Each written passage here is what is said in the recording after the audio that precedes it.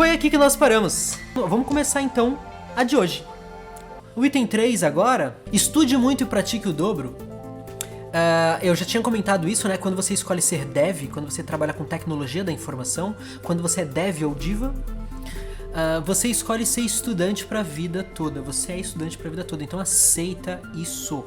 Porque muitos desses freelas é aquele restaurante que quer fazer um site, sabe? É empresa querendo fazer site. E pra empresa querendo fazer site, é legal, além das linguagens de programação, é legal você se entender um pouco de CMS, que é sistemas de gerenciamento de conteúdo, tipo o WordPress, né? O Bootstrap, o jQuery, pra poder fazer interfaces customizadas no site do cliente, entendeu? Então não vou falar pra você assim, jQuery tá morto. Não tá, tem mercado ainda. Então, mas aí que eu tô falando, ó, presta atenção na diferença, né? Eu não tô falando assim, vai estudar jQuery. Eu tô falando, se você perceber que há necessidade no mercado, vale a pena estudar, entendeu? Agora, se você vai estudar por estudar, eu não aconselho não. Aí eu falo, fica muito bom no JavaScript, fica muito bom no ES6, JavaScript moderno, entendeu?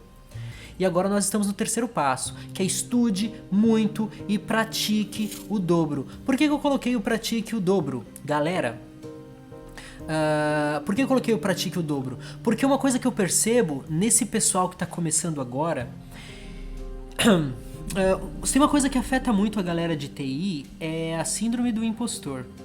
Dá uma pesquisada a respeito, que na minha opinião, assim, com a galera de TI, as pessoas que trabalham com tecnologia da informação, eu acho que a síndrome do impostor, ela afeta mais pessoas até do que a própria depressão na área de tecnologia da informação. E o que eu tô falando pra você é um baita de um achômetro, que eu posso estar enganado, mas a impressão que eu tenho é essa, né? E como que se dá? A síndrome do impostor é você achar que você não é bom o suficiente nunca, que você achar que você é uma farsa, que você não sabe o suficiente, que você não presta, que você nunca vai conseguir, e quando você conseguir, você vai achar que as pessoas vão descobrir que você é uma farsa, que você não sabe tanto quanto você deveria. Então as pessoas, quando a pessoa flerta com a síndrome do impostor, a pessoa ela fica só nessa parte aqui, ó.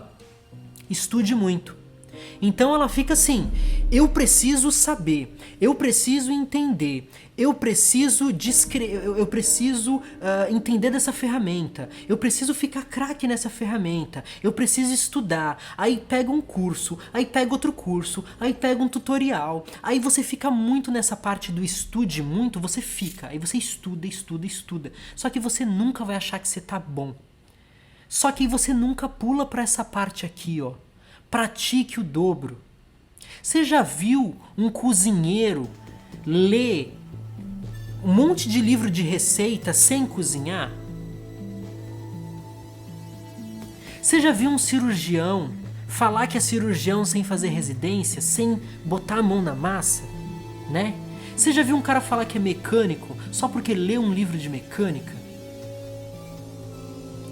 Uma outra coisa que eu falo em quase todas as lives é o seguinte: se eu der na sua mão a Bíblia do JavaScript e te prender numa ilha deserta para você sair só quando você terminar de ler essa Bíblia do JavaScript, você não vai sair dessa ilha deserta um programador JavaScript. Se você ler de capa a capa qualquer livro de programação, isso não te faz um programador, porque mais importante do que estudar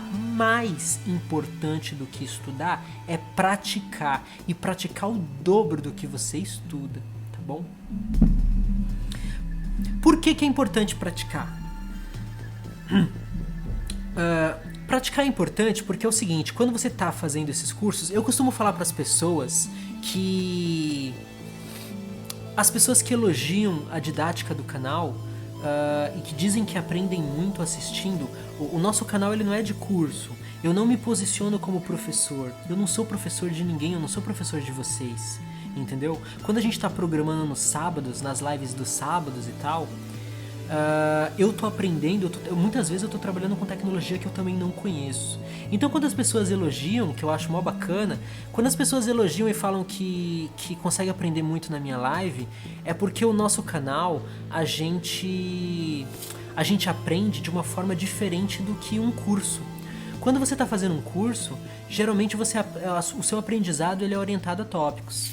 Quando você está praticando, que é o que nós fazemos na nossa live, quando você está praticando, o seu aprendizado ele é orientado a problemas, a solução de problemas. Você consegue enxergar a diferença? Estudar, você pega capítulo 1, tópico 1, papapá, tópico 2, papapá, entendeu? Orientado a tópico. Quando você está praticando, você fala, agora eu vou fazer um portfólio. Esse portfólio vai ser um projeto paralelo meu. Agora eu vou fazer uma calculadora em JavaScript. Quando você coloca na cabeça que você quer fazer uma calculadora em JavaScript, você passa a aprender na prática, você passa a ter um aprendizado orientado a problemas. Que você fala, que você pega o seu problema, o todo, eu preciso fazer uma calculadora em JavaScript. Aí você quebra esse problema em trocentos pedacinhos. Como é que eu começo? Qual que é o primeiro passo? A estrutura dos botões, legal. Agora eu preciso aplicar ações nesses botões e botar os números na tela. Esse é o meu próximo problema. Papapá, estuda para resolver o problema, resolvi o problema e agora os números já estão na tela. Agora eu preciso colocar as funções matemáticas nos botões das funções matemáticas. Esse é meu problema atual. Então eu vou procurar no Google, vou ler documentação, vou ler tutorial para poder aprender a resolver esse meu problema atual. Então você pegou o seu todo, que é fazer a calculadora, quebrou em trocentos pedaços, resolveu um por um dos seus problemas e lá na frente você tem uma calculadora. O seu aprendizado foi na prática, entendeu? Então depois de estudar, é muito importante você praticar, muito praticar, sempre. Agora vamos ver aqui nos itens aqui. O que eu quero dizer como entenda como o Google funciona? Na empresa que eu trabalho hoje, às vezes eu preciso entrevistar pessoas para vaga de desenvolvedor júnior e tudo mais. Às vezes até pleno, né? E uma coisa que eu percebi é o seguinte, para você que está começando agora, é muito importante você aprender a procurar as coisas no Google. Aprender a transformar o seu problema em uma keyword para você fazer a busca de forma certa. Isso você vai aprendendo com a experiência, com o tempo, você vai pegando a prática, porque assim, não sei se você que está começando agora, você já sentiu alguma vez assim na sua vida que você tem um problema que você não acha nada no Google?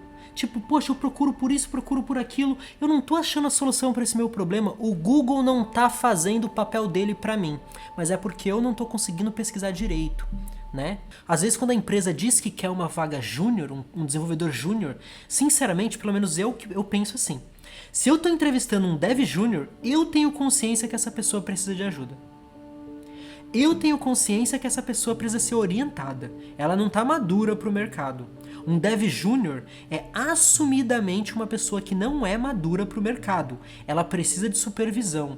Então eu me importo muito mais com a sua curiosidade, com a sua forma de aprender, com a sua forma de pensar diante dos problemas, com o quanto você é proativo. Eu me preocupo mais com essas coisas do que com as tecnologias que você domina. Você é júnior, você está estudando ainda, entendeu? É assim que eu penso. Cara, a ideia de juntar nessa comunidade pessoas que se ajudam, que estão na mesma situação e que querem evoluir, independente do nível de experiência. Quem acompanha as nossas lives de código sabe que toda live eu sou ajudado por vocês, não tem esse negócio de um sabe mais que o outro, entendeu? Realmente é um compartilhando com o outro, e não só eu compartilhando não, tem um monte de gente compartilhando aí, né? Na minha opinião, posso estar errado, o problema é justamente o quanto, às vezes o setor de RH, ele é meio alienado em relação à tecnologia. O setor de RH às vezes acha que você tem um mar de desenvolvedores aí e você pode pedir pro desenvolvedor júnior, você pode pedir que ele manje de DevOps, ao mesmo tempo que ele manje de front-end, de back-end, de inglês pro júnior, você pode pedir isso. Os caras do RH viajam às vezes, né? Por isso que eu foquei Por isso que eu foquei mesmo em trabalhar para empresas de fora. Não é só por causa da diferença de cotação, da diferença de quanto você ganha, não. Eu não gosto de burocracia, eu quero fazer reunião realmente com as pessoas que precisam.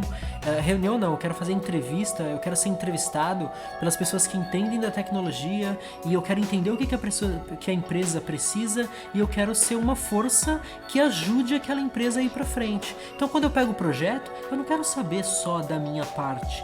Se eu sou front-end responsável por um projeto, eu não quero só saber qual é a tela que eu tenho que desenvolver. Não, eu quero saber qual que é o público-alvo. Eu quero saber qual é o público-alvo do meu cliente. Eu quero saber qual é o objetivo do cliente com aquela tela, o que ele espera alcançar, para poder dar as minhas opiniões, tanto na usabilidade, quanto na performance, quanto na acessibilidade. Geralmente o cliente pede o A, eu faço o A, o B e o C, mas é porque eu sou assim, né? Mas muitas vezes as empresas não consideram a minha opinião e tal, isso acontece muito. Mas eu tento ser proativo, proatividade é legal. A Alexandra falou que queria um estágio também para aprender mais, porém todos como requisito estar fazendo faculdade na área. Aí acabo broxando um pouco em trabalhar com isso. Mesmo pedindo faculdade, como eu falei, eu acho que também é coisa de RH, né? Eu não tenho faculdade, Alexandra. E até quando eu trabalhava na minha própria empresa para clientes no Brasil, eu já tive clientes, por exemplo, com um e-commerce que eu desenvolvi do zero. Eu já tive clientes como, por exemplo, a Harley Davidson do Brasil. E já fiz reuniões com clientes grandes. E nunca ninguém chegou para mim e falou: escuta, você é formado em quê? E sempre quando as pessoas perguntavam, eu não tenho problema nenhum em falar: eu não sou formado em nada. Eu não tenho formação. Entendeu? Eu aprendi o que eu sei por conta. E o importante o importante é justamente o que você já fez. Então, o mercado de trabalho que eu estou acostumado, que é o mercado de trabalho internacional, eles querem saber o que você já fez, quais ferramentas você está acostumado, o seu GitHub e o seu portfólio valem mais do que o seu currículo. Uma coisa que eu já percebi para essa galera que está estudando e tudo mais e entra na faculdade, é que se você entra numa sala de aula na faculdade e você fala assim: quem aqui quer trabalhar para uma empresa multinacional foda? Todo mundo vai falar: eu. Aí você fala: quem aqui quer ter uma empresa multinacional foda? Por que as pessoas não cogitam empreender? Por que as pessoas não cogitam: eu vou atrás dos meus clientes e eu vou resolver os meus próprios problemas? É uma opção também. Quer dizer, a sociedade fala pra você que o seu caminho é: sai da escola, vai pra faculdade, pega um diploma, vai pro mercado de trabalho, CLT, aposentadoria. A sociedade te dá esse caminho. Mas você pode também, como nós estamos falando agora, trabalhar para empresas de fora, trabalhar remotamente, fazer freela, trabalhar fixo para alguma empresa estrangeira, criar uma empresa própria no Brasil. Identificar um problema que você quer resolver, criar um projeto paralelo com o objetivo de virar uma empresa, pegar feedback de usuários. Nada é fácil, nada disso é fácil. Só que você descobre depois de dar 5 anos para uma faculdade, que depois que você pega o diploma na mão, também não é fácil o que vem a seguir, né?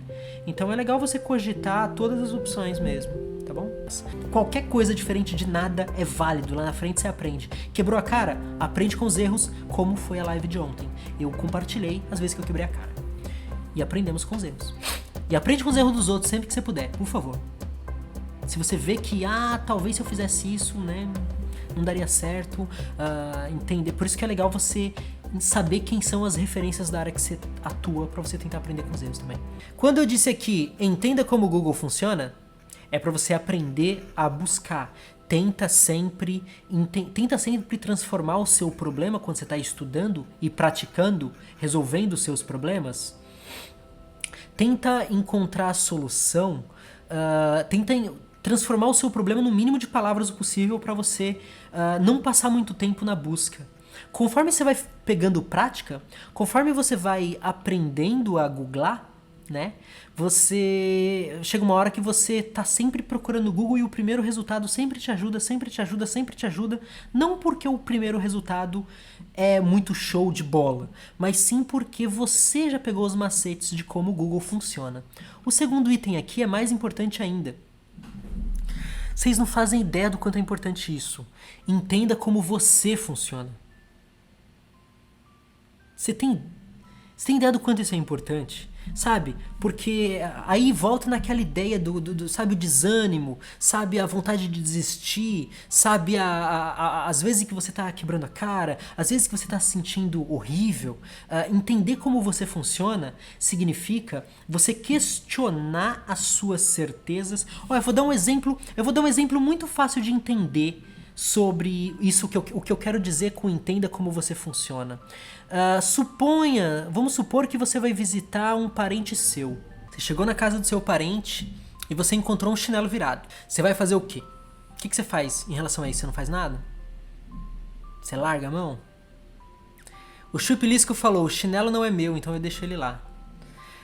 A Bugi disse, ia ficar agoniado, mas ia tentar ignorar. O Wellington Veríssimo lá no Facebook, ele falou, desviro.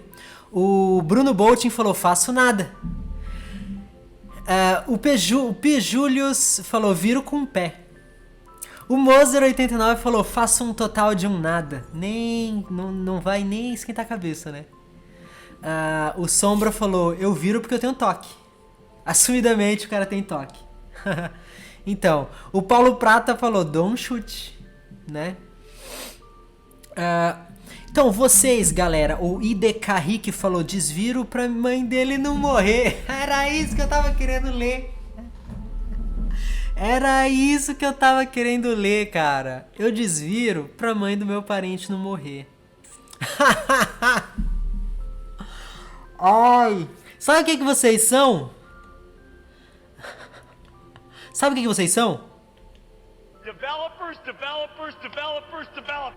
Então, essa é bem velha, né? Quem é que acha que isso é novidade? Como assim? Desviro pra mãe dele não morrer, né? O que eu quero dizer tem tudo a ver. O que eu quero dizer com entenda como você funciona tem tudo a ver com isso, sabe? Vocês, amigos e amigas, que responderam que vai desvirar o chinelo, que vai ficar agoniado, que a mãe dele que não pode morrer. Você já parou para se perguntar por que você tem esse sentimento, essa sensação? Você já parou para se perguntar por que você é assim? Né? Então, quando eu digo entenda como você funciona, é porque é o seguinte. Nós, desenvolvedores, nós da área de TI, nós somos curiosos por natureza, certo? É difícil você encontrar um desenvolvedor que não é curioso, né? E a gente sai pelo mundo embasbacado com a complexidade do universo e a complexidade da ciência e inteligência artificial aqui e cloud computing ali e como é que pode um negócio desse e deepfake, tem tecnologia mais bacana que deepfake. A gente fica bobo com essas complexidades e quer aprender tudo e tudo mais, só que a gente nunca para pra pensar como é que a gente funciona. Como é, tipo, você tenta entender o mundo, você tenta entender a ciência, mas você já parou pra tentar se entender? Sabe? Porque você consegue evoluir mais rápido nos seus estudos e nas suas práticas se você tentar se conhecer de uma forma incansável. Você tentar entender cada decisão e cada sentimento que você sente. Por quê? No exemplo do chinelo, não só o chinelo, mas no exemplo do chinelo, quando você era criança e você não tinha senso crítico, muitas coisas foram colocadas na sua cabeça. Algumas coisas fazem sentido para você, algumas coisas ajudam.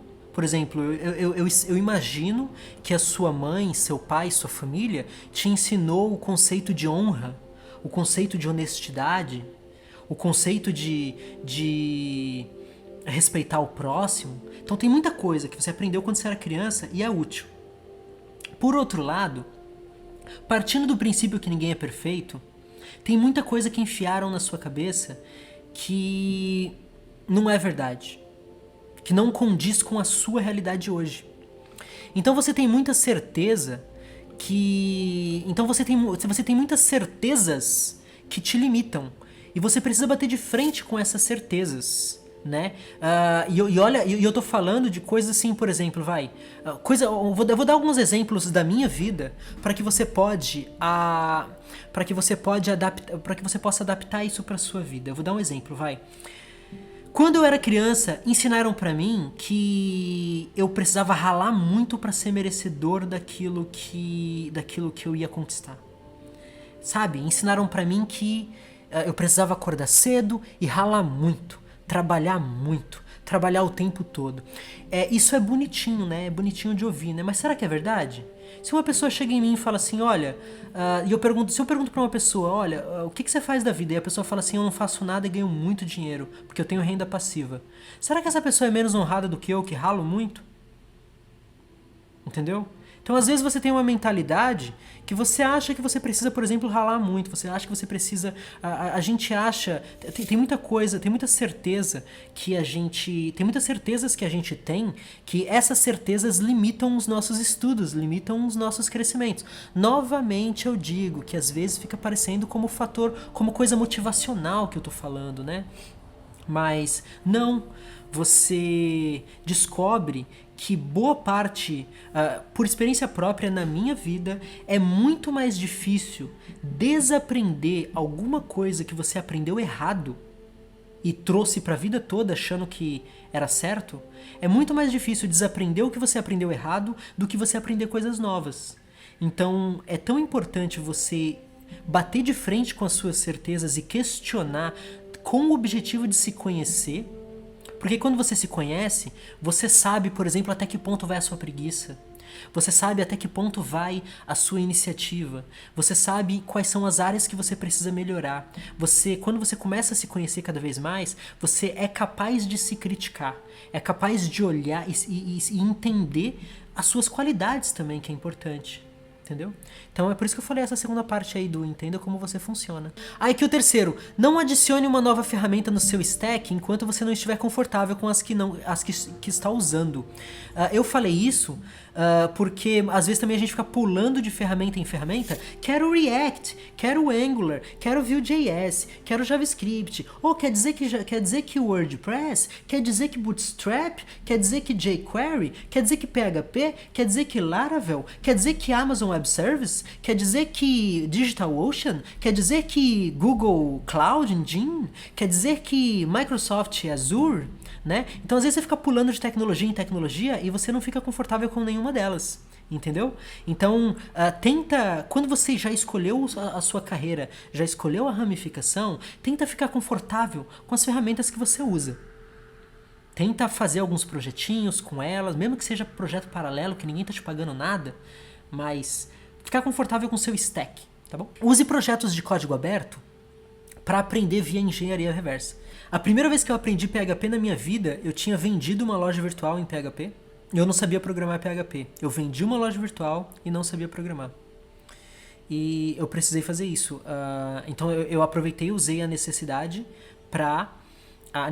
de aprender o PHP para mim foi porque eu precisava do dinheiro que o cliente me prometeu pagar depois que eu entregasse um e-commerce para ele. Aí o que eu fiz? Como eu tinha dado 2 meses de prazo, é impossível você aprender a desenvolver um comércio eletrônico do zero em 2 meses e ainda entregar para o cliente, né? Aí o que eu fiz? Eu peguei um projeto de código aberto, na época o projeto era o OS Commerce, e fiz engenharia reversa nele, aprendi PHP fuçando o código de outras pessoas. Então quer dizer que isso aqui faz isso, quer dizer que isso aqui é assim. Então é legal você acompanhar projetos de código aberto no GitHub e dar uma fuçada no código das pessoas, sabe? Eu vou dar um exemplo aqui bem rápido, porque esse é o último item do slide. Esses dias eu indiquei aí na nossa comunidade o CSS Animate. Era um projetozinho, como estava no meu outro usuário, né? Então vamos ver aqui, por exemplo, olha só que legal, esse é um projeto simples. Vamos supor que eu estou aprendendo front-end. Aí tem esse projeto pronto aqui. Ele fala, pô, que legal, eu escolho o tipo de animação, Fade in Up, por exemplo, clico em Animate, ele mostra a animação para mim, né? Então eu falo, pô, que legal, eu só escolho a animação aqui. Olha, ele chacoalha, que legal, isso aqui é chacoalhar, que bacana, muito legal. Aí eu falo, pô, Se eu não sei fazer essas animações, eu posso usar esse projeto para fuçar o código-fonte dele e aprender a fazer as animações. Então eu vou pegar aqui, por exemplo, uma animação shake it like a Polaroid picture, sabe? Aí eu vou lá no código-fonte, eu vou no GitHub, tá aqui source em inglês é fonte, né? O fonte, né? Então eu quero shake it. Vamos ver se a gente acha um shake aqui. A base, zoom, slide, rotate, light spin, fading, bouncing, attention seeker, eu acho que deve ser esse. Olha o shake aqui, get on the floor. São 25 linhas de código, bicho. São 25 linhas de código para aprender a fazer a animaçãozinha do shake. Então é um keyframe de para os dois, em ambos ele vai usar um Translate 3D. Aí 10, 30, 50, 70 e 90 vai usar um outro Translate 3D aqui do menos 10 pixels para lá. E no 20, 40, 60, 80, ó, repara que ele está intercalando, né? 10, 20, 30, 40, 50, 60. Então ele vai falar assim, 10%, menos 10 pixels. 20%, mais 10 pixels. 30%, 40, 50, 60, 70, 90. Entendeu?